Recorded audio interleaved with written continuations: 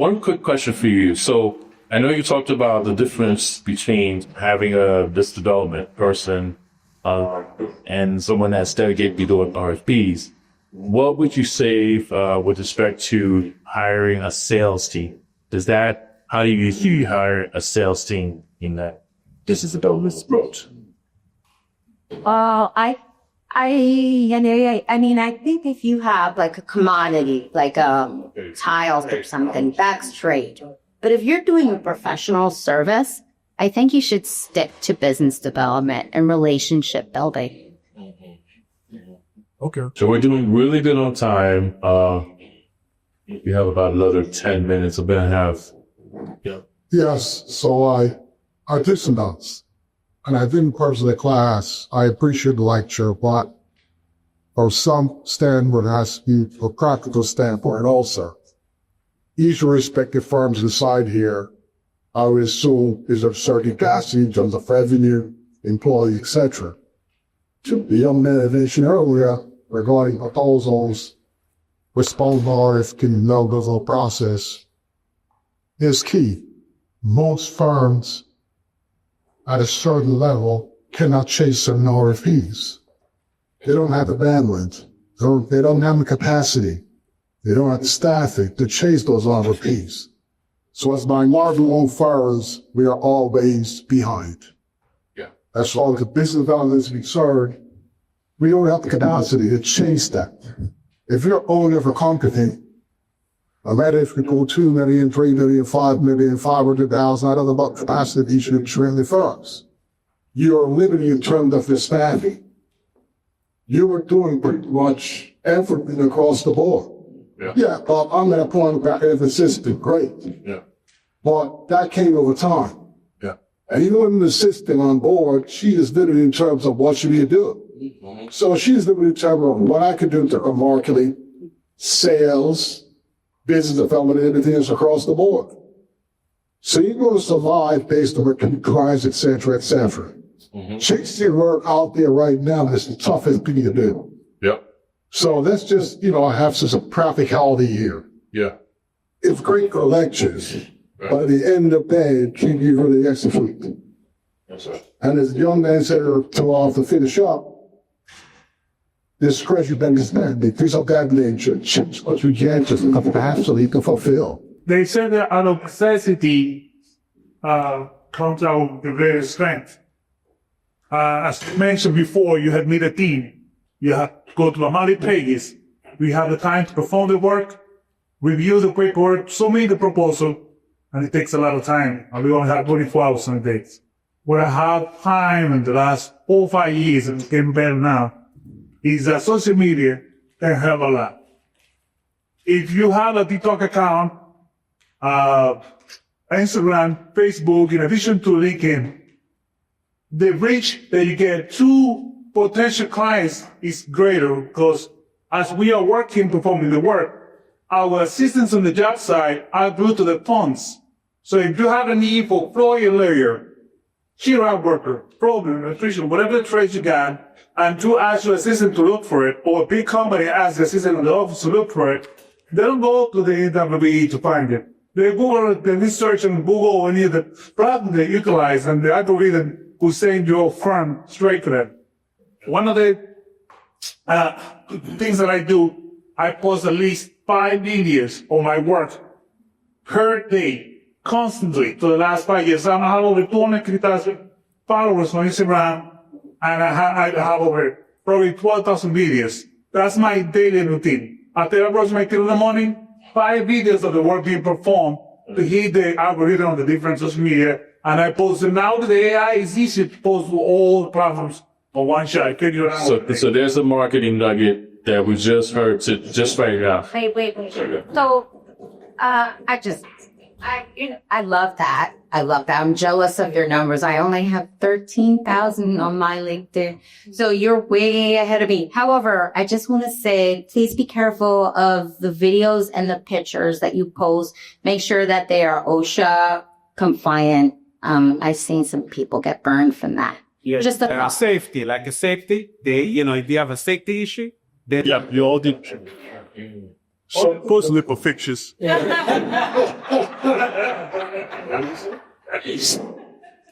that the last one was any RFP, because we do choose a lot of RFP with a clear no process. But what we are finding is that most of these RFPs we are responding to, most of these clients already know who they're going to hire. Right? That's the thing. Right? There you go. So let's be practical. They don't really want to hire, and we're just spinning you on heels. And lastly, they do not welcome fresh faces. They do not welcome fresh faces. So the usual suspect going for those RFPs are on the top of the list, and you're at the bottom trying to come up. So let's be fair. That's a fair point. And this is why this program is very important. And here's what we're going to change that narrative. What we're doing through this program, I'm going to jump right into the opportunity set with you, is that we've developed a master brochure of each and every one of your capability statements. Those master brochures are now being sent to ACOM. So we have a session coming up with ACOM in the next couple of weeks. ACOM Systems. And you guys know that they're a big outfit.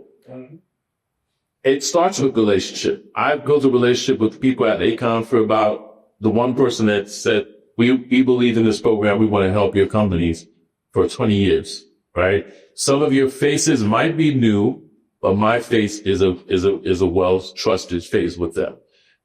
So that's what's coming up. And I want you all to really stay engaged because you have to show up. We know it's a war out there. We talk about this all the time. It's a war out there. For myself, when I go to my networking events, I have my right hand, right? Because you have to have more, you have to basically have a team out there talking and meeting and greeting and unpacking opportunities. The next opportunity that I want to talk to you about is the soccer stadium. How many people know about the soccer stadium return? All right. So here's another situation where we're setting up a very focused networking meet and greet with their project executives. I'm meeting with them tomorrow. So these are some of the things we're doing to create pathways that, again, if you're new to the process, you might not otherwise have a chance. So, but for these opportunities, we are really pushing the envelope to make sure that you're getting the wins. Like just to be as a reminder, the program 2 years ago, we were able to successfully deliver $54 million in contract opportunities. How do we do that? Building relationships, creating pathways, and getting folks in front of opportunities. The other thing I'm mentioning to you as well, with respect to proposal development, we understand how difficult it is, right? Some of you have already completed your Alacrity business assessment tool. We have an AI-powered algorithm that is going to, in milliseconds, give you the ability to respond to many more proposals than before. Okay. So we're in the process of putting together this API. This current system as it stands, we're sifting through the opportunities, and those opportunities, we're creating profiles for many of you. They're coming to your inbox, but now it's like, okay, when you have the opportunities, how are you going to be proposed? How are you going to actually submit? I can go into the technical jargon, but essentially what we're doing is for each and every one of you, we're going to be building a knowledge base. So if you're a security company, we're going to collect all of your past proposals and feed the machine so that now when you're going after a security related proposal, it already have your data and be able to spit it out. We all know ChatGPT and how powerful it is. So this is how we're going to be able to run faster and to be able to compete with those companies. Okay. What else? Oh, let me bring on, because we're almost at time, but let me bring on the other piece that's been working are these coaching sessions. So let me bring on Ken, who's one of our executive coaches, to tell you a little bit about the coaching strategy. And we want to encourage you to sign up for the coaching sessions. Okay. I'm Ken Eby. I am one of the members of the executive team here at GGA 2.0. just very excited to work with the program. As you've heard from Matt, we're building this program out. Dr. Khalid, the main goal is to get you contracts. And so part of what we're doing, you heard from some wonderful professionals, experts here today. The classroom session is important. The networking sessions that our speakers and Abner have spoken about are very important. So showing up is very important. And we're also every step of the way here to help you. So part of what you're getting with this executive education program is the opportunity to connect with business coaching. And the members of the executive team are going to be providing you with those coaching sessions. You're going to have up to 3 hours over the course of your time in the session in this cohort to meet with us. There's going to be a business assessment that's taking place in about 2 to 3 weeks. Right. So it's the business assessment and then the automated goal plan. Some of you have already completed the business assessment, but when you sign up for the coaching sessions, bring that report and talk about some of the weaknesses in your report so that we can give you ideas to overcome. Thank you, Edna. So after you have that opportunity, bring the report to the table. You can schedule time with a member of the executive team to have a 30-minute coaching session to kind of talk through what your strengths are, what some of your weaknesses are, what some of the opportunities are that we're looking to create for yourself are.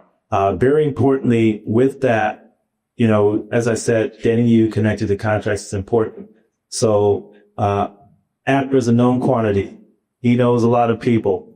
I spent a good amount of time in city government. I know a lot of people in city government, some of the commissioners and some of the senior executives at some of the city government agencies. So in these coaching sessions, we really want to get a handle on, what kinds of projects are you going after?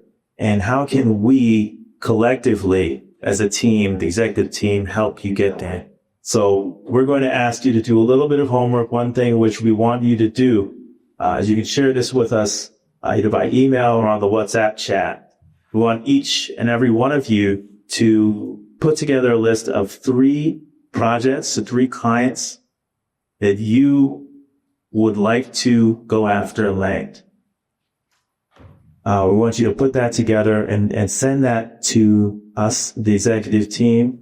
And we're going to collaborate and we're going to collect all of these projects and we're going to, put our heads together on who's best positioned to connect you and really to make those conversations happen. So please, each of you make sure that you, after the session, get us a list of 3 clients, 3 target projects that you like to land, and we'll take that in and we will do our very best to help deliver them to you. Okay? A question. Yes. Yeah, some of us, right? Like I'm a CN firm. I find you as 3. No, I was saying, well, some of us just, providing the 3 firms is difficult. Because to provide CN services. I might just provide a scheduler for 1 firm, right? I might have a plan to try to get 20 people employed.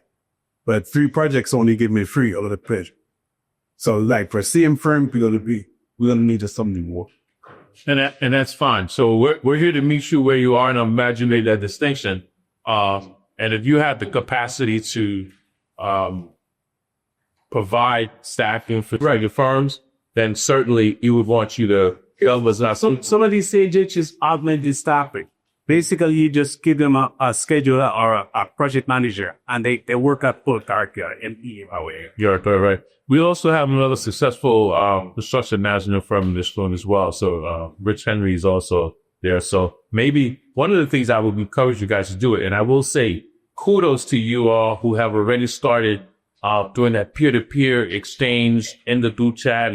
So I know there's some partnerships that are being formulated right now, and that's an excellent thing. But let's continue that, because if we take your capacity, right, and we match it up with Rich's capacity, you guys can potentially go after, like 25 for Some of these projects, because they are huge, right. 3 of us could. That's the game plan, folks. So we're talking, the industry was often said that there's a capacity issue, right? We're here to solve this capacity issue by creating really for robust relationships built on trust. And through this program, that's one of the success stories we'd like to. Tommy, honestly, I think we need to create that. Then kind. It is the industry, it's by design to keep us up.